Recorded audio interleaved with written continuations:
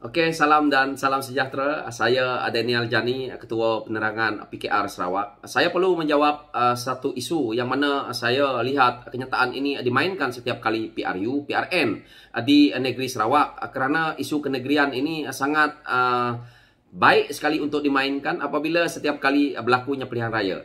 Jadi isu yang mereka selalu mainkan adalah Parti Ulun Melaya ataupun dalam penterjemahan lainnya iaitu Parti Baruah Semenanjung. Jadi saya lihat begitu kasar sekali bahasa yang mereka gunakan untuk mereka cuba menjatuhkan pihak lawan, terutamanya parti yang kami duduki seperti Pakatan Harapan yang mana di dalamnya ada DAP, PKR, Amanah. Apabila perkara ini mereka mainkan, maka sentimen perkauman itu, sentimen kenegerian itu mula timbul. Dan akhirnya ini akan memberi satu kelebihan kepada parti yang ada di Sarawak, yang mereka rasakan bahawa mereka itu parti lokal. Tetapi itu adalah satu pembohongan yang mana hari ini rakyat perlu berubah, terutamanya di pedalaman. Perlu melihat bahawa kita nak kemajuan sama rata, kita tak nak pemimpin kita merompak. Sebenarnya kalau kita lihat parti yang dikatakan Parti Baruah Melaya ini ataupun Parti Ulun Melaya ini, sebenarnya kalau kita lihat di Semenanjung, contohnya parti-parti ini harus bergabung. Jadi kita Parti Pakatan Harapan, kita memang ada calon untuk bertanding di negeri Sarawak. Kita letaklah calon kita dan mereka sebenarnya sama juga adalah anak tempatan. Jadi kalau kita lihat parti GPS contohnya yang begitu lama memerintah negara, adakah GPS satu komponen parti yang sendirinya tidak bergabung? Tidak. Jawapannya juga menunjukkan bahawa GPS terpaksa bergabung dengan parti yang ada di Semenanjung seperti UMNO, seperti MIC, MCA. Malah yang terkini adalah dengan PAS sekali. So, kalau kita lihat juga, kita boleh katakan GPS ni, kalau di Semenanjung kita lihat PAS, dia gabung dengan parti ini, gabung dengan parti itu, maka dia seolah-olah kita lihat parti PAS itu pelacur politik. Gitu juga dengan GPS, kita lihat parti itu juga boleh kita katakan kalau di Semenanjung sebagai macam pelacur politik. Kerana apabila UMNO dah suatu masa dahulu membuat satu komponen yang begitu besar, iaitu Barisan Nasional, yang ada di dalamnya adalah GPS. Dan pimpinan yang di pusat itu, kenapa kita lihat pemimpin UMNO saja yang jadi Perdana Menteri adalah disebabkan sokongan daripada GPS. Dan apabila Pakatan Harapan menang, maka kembali lagi mereka menjadikan satu gabungan bersama. Dan akhirnya mereka tukarkan parti mereka daripada Barisan Nasional. Akhirnya mereka membuat satu komponen bernama GPS. Dan kalau kita lihat selepas Pakatan Harapan tumbang 20 bulan, mereka ada lagi di dalam Kerajaan Perikatan Nasional. Dan yang terakhir, kerajaan yang baru saja kita bubarkan ini, ada juga GPS. Maka kalau kita lihat, GPS seolah-olah lagi teruk, yaitu parti pelacur. Tidak ada hala tuju. Yang mana parti menang, mereka bergabung. Dan akhirnya, kita tidak dapat satu kepimpinan yang terbaik untuk memimpin pusat.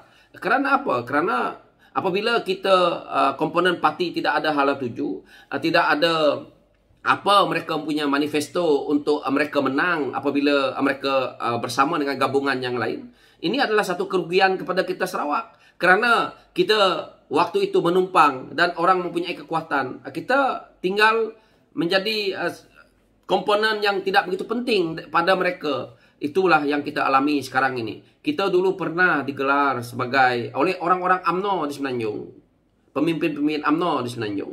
Kita ni sebagai deposit mereka. Jika mereka kurang sedikit saja, mereka boleh tambah dengan kita di Sarawak. Itu sebabnya kita ini dianaktirikan. Tetapi mereka mainkan isu ini.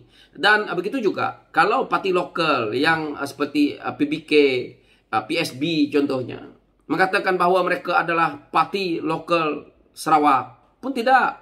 Semua parti didaftar di bawah ROS. Jadi, pemimpin-pemimpin mereka adalah anak tempatan. Saya tidak melihat juga ada pemimpin daripada Melaya ataupun daripada Semenanjung yang bertanding untuk calon PHS contohnya, ataupun calon PKR. Semuanya adalah anak-anak tempatan. Seperti saya ini, seperti anda semua. Begitu juga dengan GPS. Jadi, tidak adil kepada parti seperti PHS untuk kita nak katakan sebagai itu parti Melaya. Kita jangan jadi menyokong parti Ulun Melaya. Ini adalah satu persepsi ataupun propaganda yang mereka mainkan, yang mana perkara-perkara ini amat mujarab. Kalau kita lihat apabila berjaya mereka memerintah negeri Sarawak begitu lama, yang akhirnya tertindas adalah penduduk-penduduk luar bandar. Penduduk-penduduk luar bandar juga lah yang mereka pengaruhi dengan ayat-ayat ini, yang mana sentimen ini begitu meresapi minda-minda mereka. Jadi saya lihat bahawa kita harus mencari pemimpin-pemimpin kita yang ada integriti. Bukan kita bermain dengan sentimen Parti Ulun Melaya. Sentimen Parti Ulun Melaya ini sebenarnya adalah satu sentimen yang dimainkan untuk meresapi, untuk mereka buat propaganda supaya betul-betul meresapi jiwa anak-anak muda di kampung ataupun orang-orang yang ada di kampung. Jadi saya harap tidak ada isu lagi berkenaan dengan isu Parti Ulun Melaya ini, kerana semua parti adalah sama dan pemimpinnya jika mereka bertanding adalah anak tempatan. Dan kita tahu kalau kita nak lihat siapa pelacur politik, contohnya yang mana saya ceritakan GPS tadi, parti lokal Sarawak selepas ini yang seperti parti-parti komponen yang seperti PBK, PSB ataupun Parti Bebas dan lain-lain, kemanakah arah tuju mereka? Mereka akan mencari bapaknya, iaitu siapa parti yang terbesar pula untuk mereka nak bergabung. Kerana mereka perlu pergi ke parlimen. Adakah mereka nak duduk di kerusi yang bersendirian?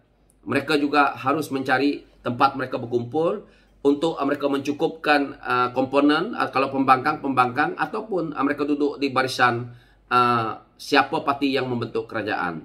Ini adalah yang kita risau kerana parti-parti lokal Sarawak ini kebanyakannya saya melihat persepsi yang mereka buat kadang-kadang ada di kawasan saya, yang mereka katakan bahawa mereka parti yang mempunyai kewangan yang kukuh untuk mereka bertanding.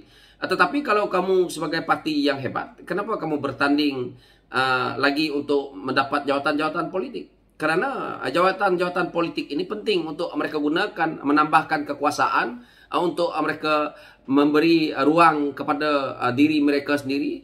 Tetapi rakyat yang akan sengsara 5 tahun dan akhirnya kita banyak kehilangan contohnya mungkin hasil bumi kita ataupun tanah-tanah kita akan mereka gadai ataupun beli ataupun mereka lakukan perkara-perkara yang tidak akan menguntungkan rakyat. Lebih baik kita pilih pemimpin yang mana kali ini kita akan memilih pemimpin pusat, iaitu siapa yang akan menjadi Perdana Menteri. Sebab itu saya selalu ulang-ulang bahawa kalau kita pilih parti lain selain daripada Pakatan Harapan di Sarawak kali ini, maka kita akan kerugian jika tidak cukup majoriti di Semenanjung dan akhirnya parti-parti lokal ataupun parti GPS akan bergabung sesama mereka dan akhirnya mereka buat lagi satu gabungan di Semenanjung bersama dengan UMNO dan PAS, maka Zahid Hamidi akan menjadi Perdana Menteri ataupun Tan Sri Muhyiddin Yassin akan menjadi Perdana Menteri dan akhirnya kita juga akan membebaskan Najib daripada penjara.